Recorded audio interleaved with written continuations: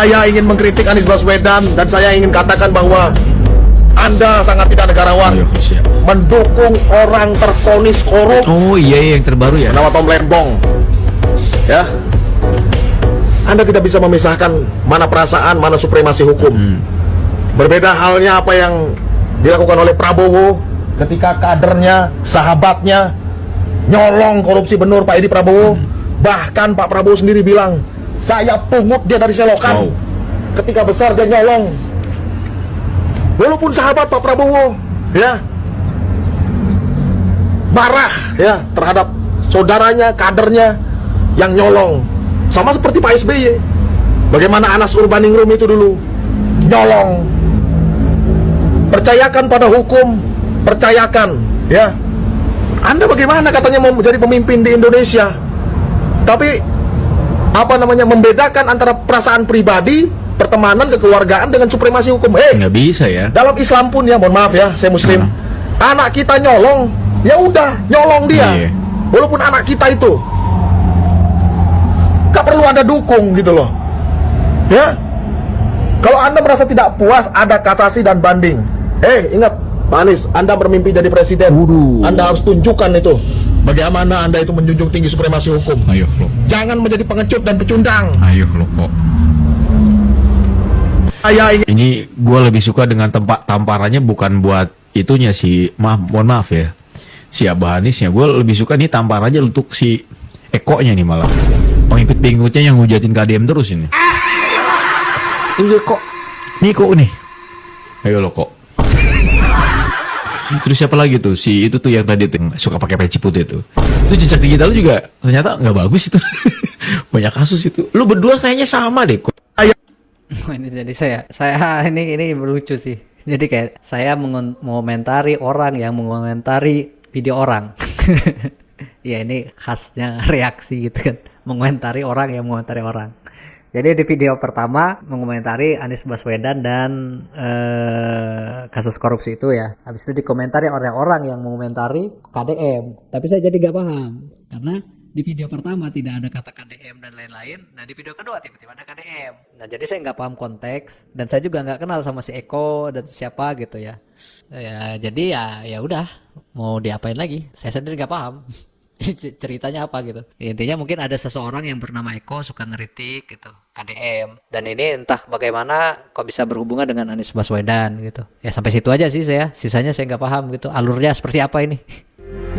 Meski ku ragu dalam mata, kadang tak setia kepadamu, namun cinta dalam jiwa. Ini apa cuy? Lagu Ovik sebagus ini kok dimasukin ke sini cuy. Lagunya luar biasa itu.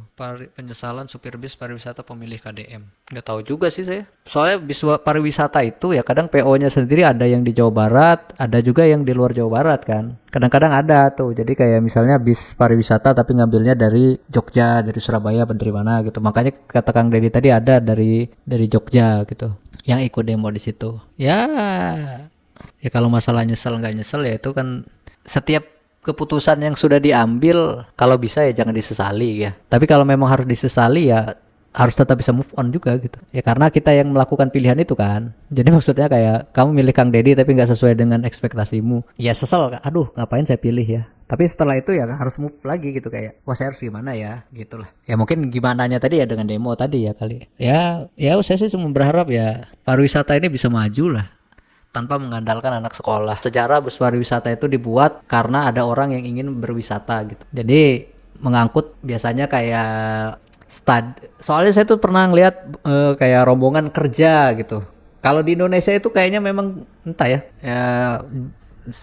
bus pariwisata untuk anak sekolah itu sebenarnya ada aja di luar negeri juga ada, cuma mereka punya regulasi yang luar biasa ya, ada kajian-kajian tertentu gitu, jadi kayak ada researchnya juga gitu, bagaimana sebuah bus itu bisa beroperasi, kemana tujuannya dan lain-lain gitu. Jadi ada banyak sekali karena kan ada banyak yang harus diperhatikan ya, karena kecelakaan anak juga kadang-kadang karena kualitas bus yang tidak memadai atau perjalanan wisata yang ternyata tidak ada sama sekali nilai pendidikan ataupun sesuatu yang bisa diambil selain bersenang-senang.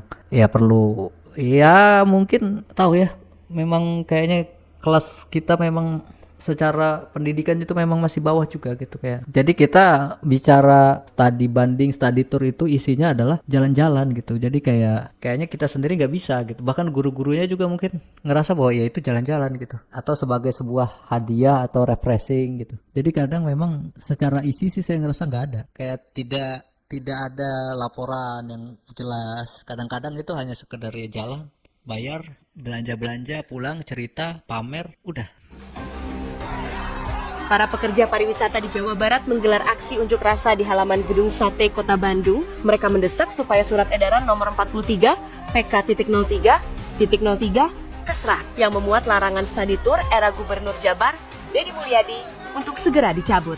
Masa aksi yang mengatasnamakan solidaritas para pekerja pariwisata Jawa Barat ini datang pada Senin 21 Juli 2025 sekitar jam 9:30 WIB dengan menggunakan puluhan bus berklakson telolet. Masa menuntut Deddy Mulyadi untuk mencabut surat edaran yang memuat larangan study tour untuk tiap sekolah di Jabar.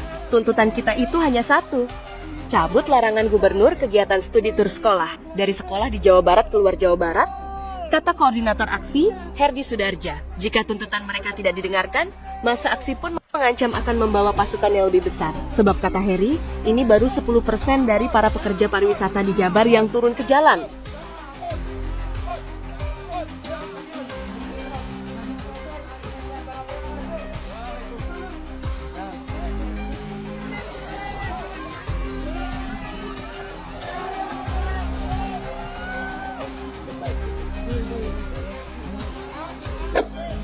Ya ini ya, para pelaku bisnis pariwisata sudah waktunya meningkatkan kreativitas kepada segmen non-pelajar. Bisa ibu-ibu, bapak-bapak, karyawan, pengusaha, turis domestik, atau perusahaan-perusahaan yang melakukan corporate catering. Ya.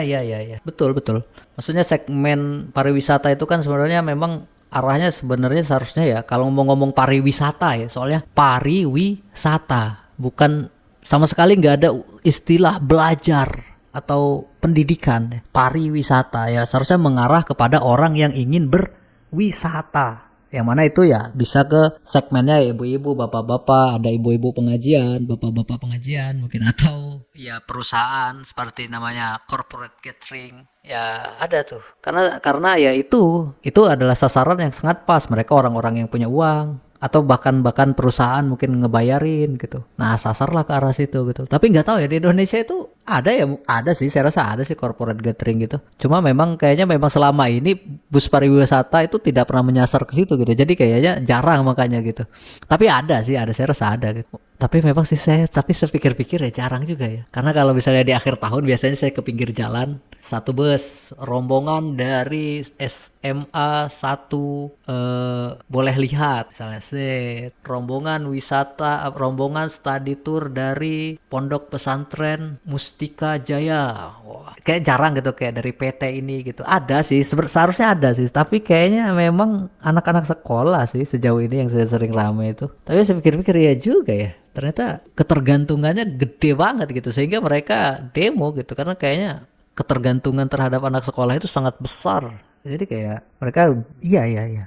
Karena memang udah menahun kali ya. Karena sudah bertahun-tahun memanfaatkan anak sekolah untuk mendapatkan lahan rezekinya atau uangnya. Nah, tiba-tiba suatu hari ada Kang Deddy yang tek gitu. Kaget lah. Jadi kayak kurang persiapan gitu. Atau udah terlalu nyaman di zona nyaman itu gitu. Sehingga kayak udah gini juga udah cukup kok, udah menguntungkan. Jadi kita nggak perlu lagi inovasi. Nggak perlu lagi kita berbenah atau mencari calon yang lain gitu sepertinya. Ya sih, ya betul sih kalau saya rasa memang gimana ya? Ya mulai mengarah ke gathering itu gitu.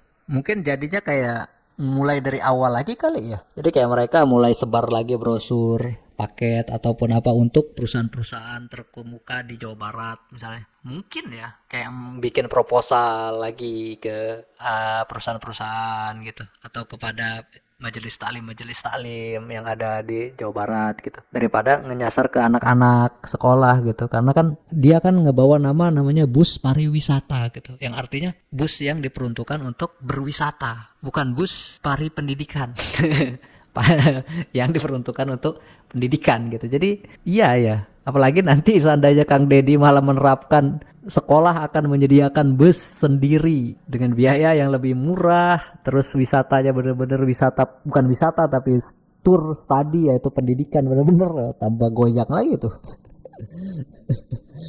Karena di luar negeri ada sih melakukan penelitian untuk mengamati suatu tempat gitu, ada Di beberapa negara itu ada, dan biasanya proper ya, dari busnya itu benar-benar nyaman, benar-benar secara keamanan, dan ini udah baik gitu. Terus secara sistem juga udah ditelaah, tempat tujuannya ramah, enggak, aman dari copet dan lain-lain di suatu wilayah-wilayahnya gitu ya. Kalau kita kan ya kadang-kadang kayak gitu, benar-benar wisata. Tapi mereka bakal bawa masa lebih banyak lagi loh ini.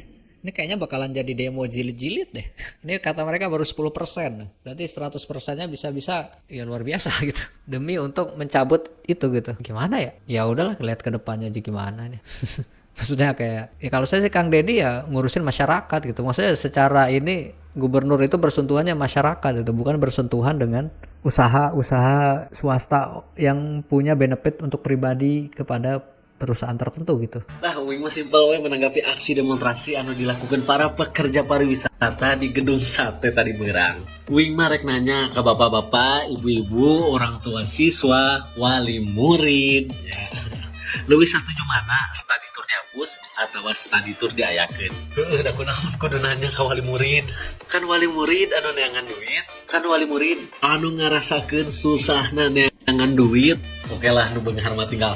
Tapi kumaha nasib jelema teu boga melaan nganjuk ngahutang, da geuning diduga rek ngilu rek henteu study tour. Bayaran mah tetep kudu alasan teh geus dihitung cenah kursina, geus dipanjer. Eta kumaha coba nasib kursi budak anu teu ngilu study tour tapi tetep mayar. Arek saha nu ngisina juri. Ya ada beberapa ya kebijakan yang semacam itu agak aneh ya. Jadi orang yang nggak ikut tetap disuruh bayar, ada yang seperti itu. Ada juga ya memang akhirnya tidak ikut, tapi ya dengan berat hati dan sedih dalam jiwa dan raga bahwa dirinya terpinggirkan, dia adalah orang miskin yang tidak mampu mengikuti jejak kawannya, mulai timbul rasa tidak percaya diri, kemudian rasa hina di dalam diri bahwa orang tuanya tidak mampu memberikan dia kehidupan yang layak. Ada juga yang sampai seperti itu gitu, sehingga dia mulai membangkang terhadap orang tuanya dan akhirnya tidak mensyukuri kehidupan yang ada.